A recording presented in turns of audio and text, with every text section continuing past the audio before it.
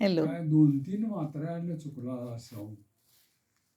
मी video करते मी आणि आजचा कार्यक्रम आपला रंगभूमी दिनाचा कार्यक्रम खूप छान झाला.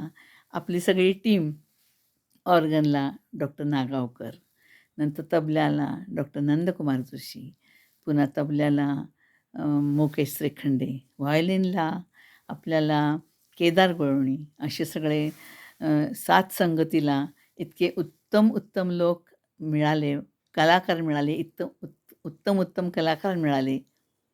त्याच्यानंतर गाणाऱ्यामध्ये प्रकाश सप्रे, नंतर निनाद खाडीलकर आणि मी स्वतः असे आम्ही तिघंजणं आम्ही गाणी सादर केली. त्याच्यानंतर निवेदिका म्हणून आपल्याला शिल्पा पातकर म्हणून कोल्हापूर आकाशवाणीवर त्या कार्यरत आहेत, त्यांचा लाभ झाला.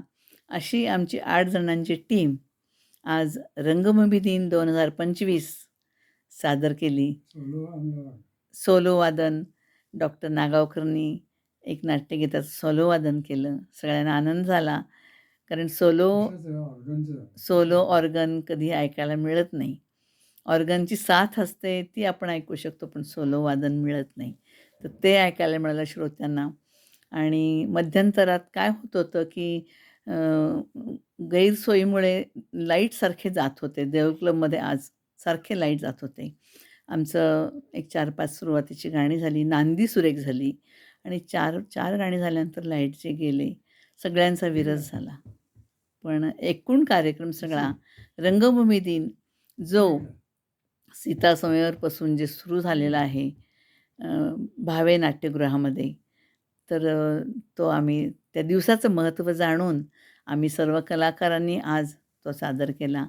तर सर्व श्रोत्यांचे मनःपूर्वक आभार. जे या कार्यक्रमाला जे लोक मंडळी रसिक श्रोते हजर राहिले, त्यांचे मनःपूर्वक आभार. धन्यवाद.